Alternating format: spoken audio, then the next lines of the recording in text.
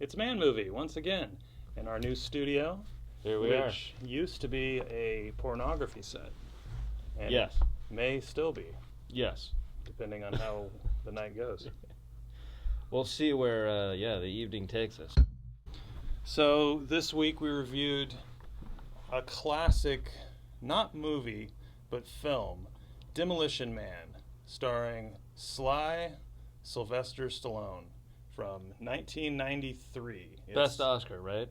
Well, or best movie. The Oscars have a dark history of not rewarding the people that deserve to get awards.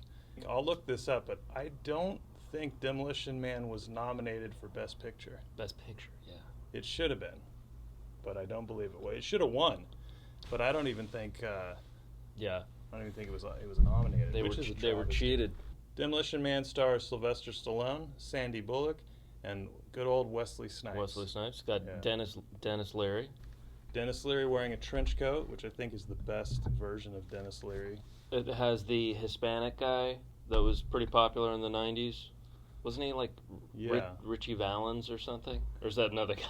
No, Lou Diamond Phillips was not in Demolition Man. He should have been. That might have pushed it over the edge with the Academy. It was Benjamin Bratt. Benjamin Bratt. Yeah. He's Hispanic? Well, I don't know. That's his name, though. That's the guy we're talking about. His name's Benjamin Bratt. Wow. Yeah. I don't know if that's a stage name, and I don't even know if he's Hispanic. But he's a fine actor. Yeah, absolutely. He didn't do a lot of film work. But when you do a movie like Demolition Man, you don't really need to do anything else. Yeah, he is classically trained, I'm sure. Yeah. Well, I mean, just being on the set of Demolition Man would qualify as a classical training. Absolutely. Released in 1993, it's set in the distant future of 1996. Was it really? Set in 1996? The beginning was 1996, yeah. So it goes farther into the future. Oh, okay. But the beginning of the movie was 1996, and it was already pretty futuristic. They already had the technology of cryogenic freezing. Yeah. Which, in the real 1996, we didn't.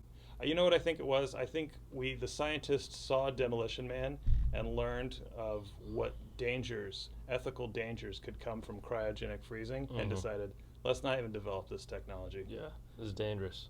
Yeah, we could have super criminals like Wesley Snipes terrorizing the future, and they made a moral and ethical decision to instead focus on other things. Mm-hmm. Sylvester Stallone is a super cop. And Wesley Snipes is a super villain. You are now entering the Armory exhibit. You will find displays So sorry. And he has taken a bunch of hostages for ransom. Mm-hmm. And Stallone is one of these guys. It's sort of a departure from him usually when he plays a cop. In this movie, he's playing a cop who doesn't quite play by the rules. Damn it, John, I'm tired of this Demolition Man shit. Most of the movies where Stallone plays a cop, he's by the book. Absolutely. Like, letter of the law over the spirit of the law every time. You are not supposed to come down here. You are not supposed to attempt the arrest of Phoenix single-handed. And you are not supposed to blow anything up. Nothing sloppy, no mistakes, no casualties. He doesn't discharge his firearm recklessly. But in this one, he's kind of I don't want to say loose cannon because it's a little bit overplayed, but he's not a tight cannon. Now, I know you've been trying to nail this psycho for 2 years, but try remembering a little thing called official police procedure. Because the establishment feels that he was reckless, they blame him for the death of the hostages. So they freeze him. So they, as a punishment in the futuristic world of Los Angeles 1996, they have cryogenic freezing. Yeah, because we're moving into, from 1993 to 1996, we're moving into a period of order, and you can't have vigilante type criminal justice going on. Yeah. In this new future. Utopia. Right, yeah. In the future, they have solved crime. There's no more murder, death, kills. Yeah. Back in 1996, everybody was getting murder, death, killed. But they solved that. They solved it. But there are ethical problems with freezing somebody instead of just putting them in a cell. I don't get practically, how do you learn your lesson if you just take a long nap and wake up into the future? I don't want to spoil your dinner, pal, but my cryo sentence was no sweet lullaby. I had feelings and I had thoughts. How about a 36-year nightmare about people caught in a burning building? But we find out that Stallone, he was awake, he was conscious all those years. So you would think when they unfreeze him that he would just be insane from lying there knowing. We found that out, that he was going by. conscious? Yeah, when they were eating at Taco Bell, which in the future is like a really fancy restaurant. Yeah. You were awake? I don't think so. I do think so. And my wife beating her fist against a block of ice that used to be her husband. Then you were nice enough to wake me up and let me know everything that meant something in my life is gone.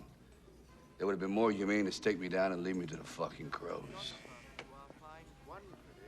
Anyway, so the plot is Wesley Snipes gets unfrozen in the future.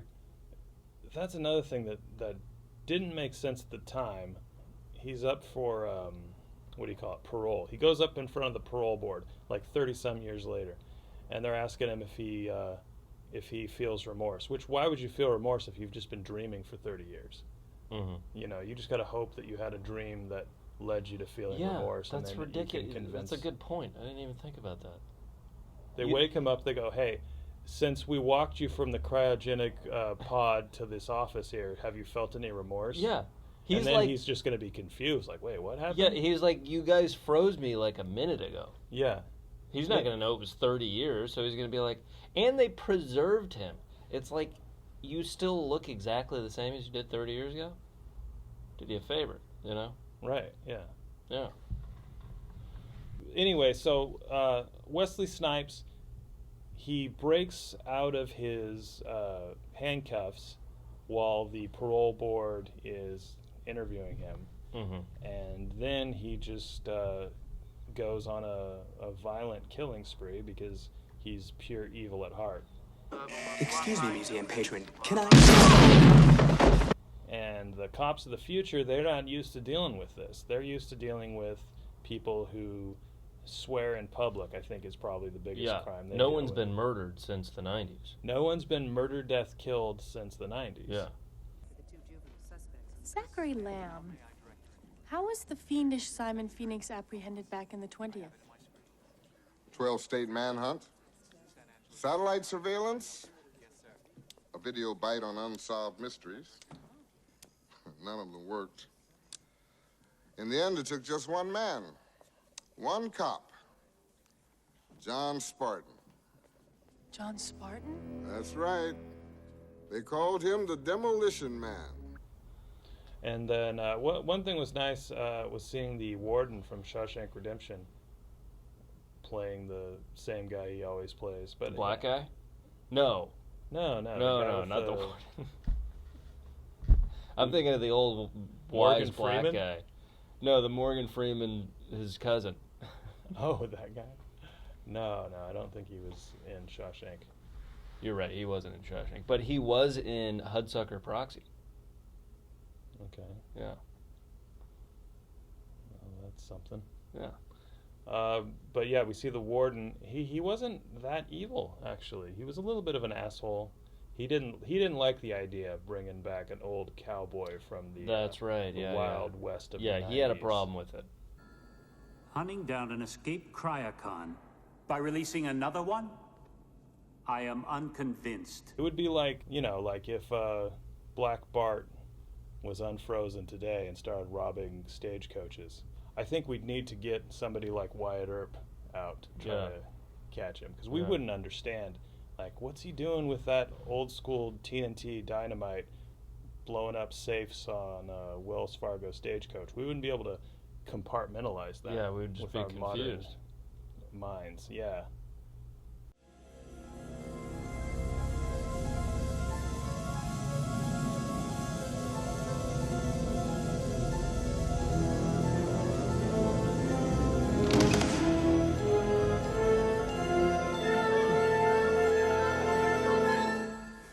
So she unfreezes Sly Stallone, and he's confused by the world of the future too. One of the most comical moments is in the future. You know how now, not to be too gross or grotesque, but you know how when we are using the bathroom and we want to clean the shit off of our filthy assholes, we use paper. But in the future, they have a complicated system that involves 3 seashells. Wait, you don't use the seashells? I don't even know how to use the seashells. He doesn't know how to use the 3 seashells.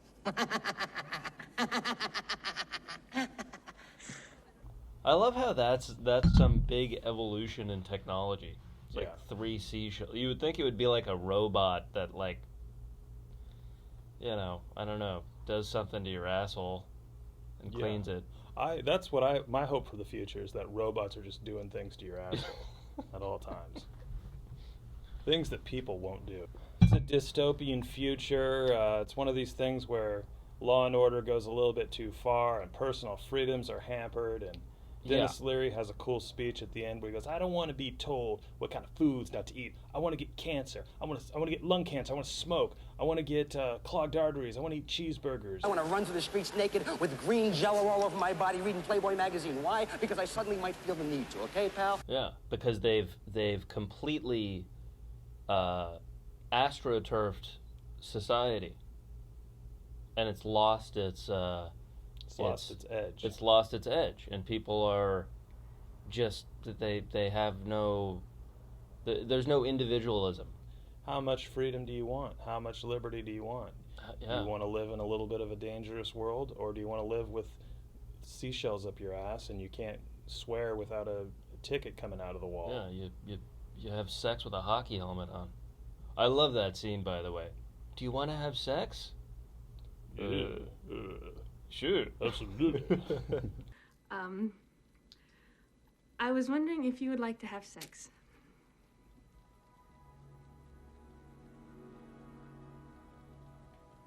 With you? Mm-hmm. Here? Now? Mm-hmm. Oh, yeah. Oh, and another thing I love. He very quickly gets over the death of his son and his wife. He's over it within 5 minutes. Does he have a dead son? Yeah, because he had a wife and he had a kid, I believe. Well, yeah, he had a wife who was dead, and then his daughter was still alive, would have been still alive, like probably middle-aged at that point. And then Sandra Bullock was going to call his daughter, and he's like, no, I'm not ready for that. And then we don't hear anything else about his daughter. Something like that. So the mom dies. The mom dies. The daughter's an adult. I love it. He says, no, don't call her. And then we don't hear anything else about her. I never liked her anyway. Yeah, she was a bitch. Sly, she was like 5 years old.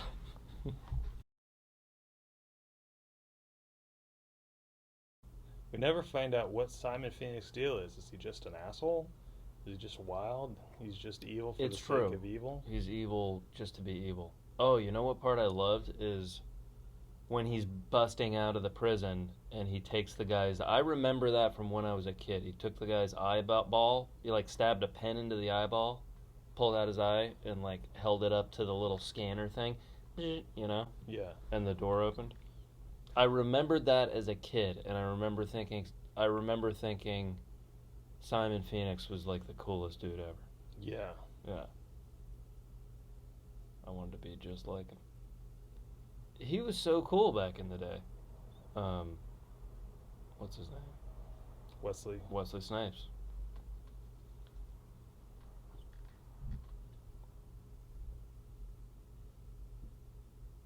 He probably didn't report any of his salary to the IRS for that movie. No, definitely not.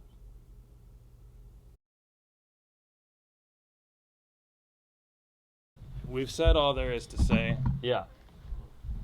I don't want to give away too much about... I mean, we could go on. I could go on and on. But best just to see it for yourself. I just wanted to whet the appetite of the viewer. If, by some strange chance, you, the audience member, have been cryogenically frozen and you haven't seen Demolition Man, well, then I don't want to ruin the ending for you. You need to go not to a video store, because those don't exist anymore. You need to stream it. You need to download it. Whatever you got to do, see Demolition Man and be enlightened. Until next time, what do we say? Until next time. Until next time. All right. That's just it. Until next time. Until next time.